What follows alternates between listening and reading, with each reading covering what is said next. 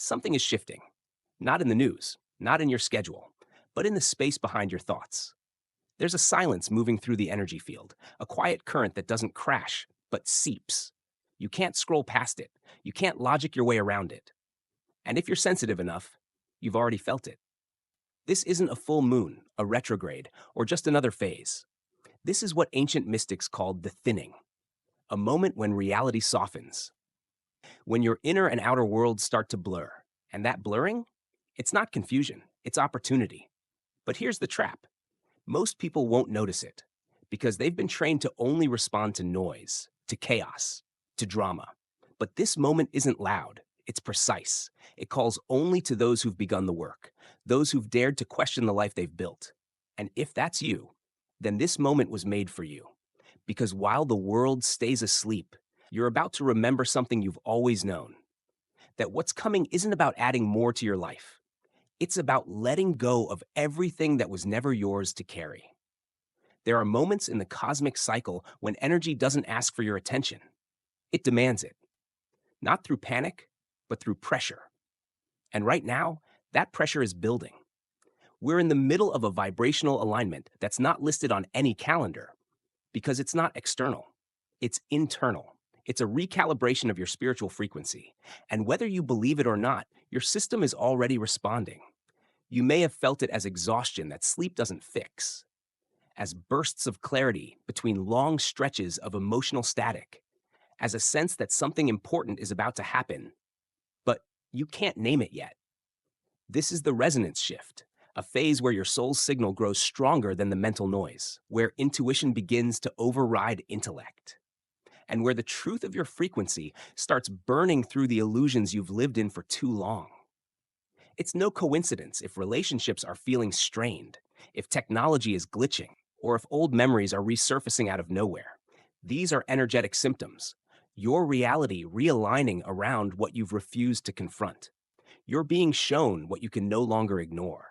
Because this portal isn't about teaching you something new. It's about helping you remember. Remember the version of you that existed before the conditioning, before the fear, before the masks you wore to be accepted. This is a sacred invitation to step back into alignment, not with what the world expects of you, but with what your soul has always required. If you've been waiting for a sign, this is it. The next phase won't wait. Transformation doesn't arrive with fireworks. It begins in the silence, when the life you've constructed starts to feel too tight for the person you're becoming. And right now, that quiet pressure you're feeling, it's a sign that your soul has outgrown the container you've been keeping it in. There are 5 stages to this type of energetic transformation. Most people get stuck somewhere in the middle, but when you understand what's truly happening, you stop resisting the discomfort and start using it as fuel. 1. The dissonance phase. You wake up one day and nothing feels right. Your routines feel mechanical. The people around you feel unfamiliar, and even your own voice, your desires, your reactions seem distant. This is not depression. This is the crack where the light begins to leak in. It's your soul whispering, you're not where you belong. 2. The detachment phase. Things you used to chase now bore you. The goals that once defined you feel hollow. You begin pulling back, not out of apathy, but clarity. You realize that what you thought you wanted was built on someone else's blueprint. So you stop pretending. And that scares people. Good. Let it. 3. The confrontation phase. Here comes the emotional storm. Old wounds, old narratives, parts of yourself you buried to survive. They rise, not to punish you, but to be released. This is where most people quit, because it hurts. But the deeper truth is, you're finally strong enough to face what used to break you. 4. The alignment phase. Now you begin to rebuild, not with urgency, but with intention. You start saying no. You set boundaries, not as walls, but as sacred definitions of your energy. You make space for who you are becoming, not who you were trying to maintain. 5. The emergence phase. This is the rebirth, but it doesn't come with applause. It arrives when you can sit in your own presence and feel peace. Not the kind of peace that avoids chaos, but the kind that holds steady inside it. Right now, you are moving through these stages whether you've labeled them or not. Some of you are still in dissonance. Some of you are already aligning. But wherever you are, know this. You are not broken. You are becoming. And the only thing the universe asks of you now is to keep going. Let's bring this transformation down from the stars and into your hands, because while the cosmos may trigger your awakening, only you can anchor it. And anchoring starts with how you live each moment, especially now. If you're feeling overwhelmed, foggy, reactive, good. That means the energy is working, but you don't have to get swept away by it. Here are grounded, mystical steps to help you integrate the shift rather than fight it. 1. Morning reset. Before the world touches you, before the phone, before the noise, place your hand on your chest and ask yourself, what do I need to feel safe in my body today?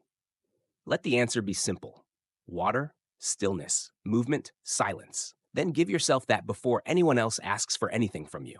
This sets the tone, energetically and spiritually, for the rest of the day. 2. Energetic cutting. Or what is still draining you? Not everything heavy is meant to be carried. Light a candle. Close your eyes. Visualize a cord between you and the thing or person causing tension. Now, with intention, not malice, cut the cord. Say aloud, I release what no longer serves my becoming. This isn't about hatred, it's about frequency alignment. 3. Sacred action. One bold choice a day. Each day, choose one thing that scares your ego but frees your soul. This could be a conversation you've avoided, a truth you've withheld, or even resting when guilt tells you to grind. Let your daily bravery be your compass. 4. Silence windows. Listen to what the world drowns out. Set a timer. 10 minutes. No music, no scrolling, no stimulation, just you and the quiet. What thoughts rise? What feelings surface? The goal is not to silence the mind, it's to finally hear your soul without interference. 5. Nature presence. Align your body to the earth's intelligence. Take your bare feet to grass. Lay your spine against a tree. Watch the clouds shift. You are made of the same elements that are now in cosmic motion. When you realign with Earth, you recalibrate your nervous system to something ancient and wise. 6. Night release ritual. Empty before you sleep. Write down 3 things you want to release from the day, emotionally, mentally, spiritually. Read them aloud. Burn or tear the paper. Say, I no longer carry what is not mine. Then sleep, not to escape, but to integrate. Your dreams will guide you. This isn't about doing more, it's about doing intentionally. You don't need to escape this energy. You were born for it. All of these steps are here to help your nervous system handle the frequency spikes that would normally leave you feeling fragmented, to help your soul speak louder than your patterns. If you've made it this far, you already know. This isn't just about action. It's about alignment. And sometimes alignment asks you to wait. Not passively, not lazily, but consciously, because the greatest shifts don't arrive when you chase them. They unfold when you're ready to receive. You see, modern life has conditioned you to believe that everything must happen now. That urgency equals importance. But in the language of the soul, urgency is often distraction. True transformation unfolds in silence, in pauses, in the inhale before the exhale. Right now, the universe is aligning pieces that your mind can't see yet. People, opportunities, endings, beginnings. They're forming in the background like a constellation just out of focus. But here's what most don't realize. When you force clarity, you interrupt wisdom. When you rush, you invite misalignment. And when you fill the space with noise, you drown out the exact guidance you've been praying for. So how do you wait without losing faith? Let's go deeper. 1. Trust that stagnation isn't failure. It's preparation. You may feel like nothing's moving, like you've done the work, asked the questions, followed the signs, but nothing is happening. Good. That means something is happening beneath the surface. In spiritual timing, stillness is never empty. It's where the sacred recalibrates you before the next leap. 2. Watch for soul timing, not clock timing. The universe doesn't follow your calendar. It follows resonance. Things don't arrive when you want them to. They arrive when your frequency matches what you're asking for. So if it's not here yet, you're not being punished. You're being prepared.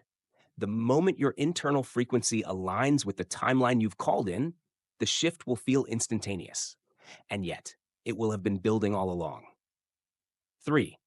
Learn to hold the space, even when it's uncomfortable.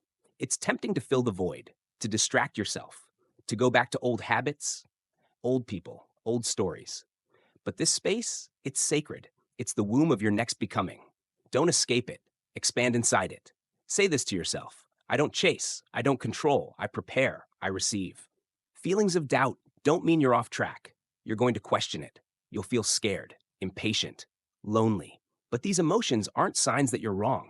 They're signs that you're in transition. You're shedding skin. And that rawness is part of rebirth. You are learning to trust a timeline your ego can't predict. You are learning to believe in a future your logic hasn't seen yet. You are learning to surrender control, not because you're weak, but because you're ready for something bigger than control. And this, right here, is the final threshold before full integration. But it's the part most skip. They run, they distract, they declare the shift didn't work. But you are still here, which means you're exactly where you're supposed to be. So here you are, on the other side of insight. No longer in the storm, but not quite in the calm. Instead, you're standing in that sacred in-between, the place where awareness becomes embodiment. You've felt the whispers, you've questioned your patterns, you've seen the cracks in the life you've built. And now the question is no longer, what's wrong with my life? It's, what will I do with this awareness? Because knowledge doesn't change your life. Integration does. The energy you've just moved through, it wasn't meant to just shake you. It was meant to initiate you. And every initiation carries a silent question. Will you return to your old life and pretend this shift never happened? Or will you rebuild everything from this higher frequency? This is your moment to choose. 1. Anchor with intention. Don't let this shift become another forgotten moment. Write it down. The insights, the discomfort, the clarity. Put it into words. Burn it into your memory. Give it form so it doesn't fade. You are reprogramming your subconscious by showing it. This matters. This is real. I choose to remember. 2. Create daily rituals that match the new you. This isn't about massive changes. It's about energetic alignment.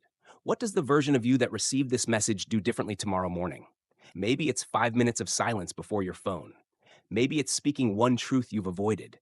Maybe it's choosing rest over reaction. Small acts, done consistently, anchor the highest version of you in this realm. 3. Call in your collective. You were never meant to walk this alone. This energy isn't just about personal shifts, it's about collective resonance. Others are waking up. Others feel this too. Find them, speak to them, share this message, because when two awakened souls speak their truth aloud, they become a beacon. And right now, the world needs beacons more than ever. 4. Expect resistance, but don't bow to it.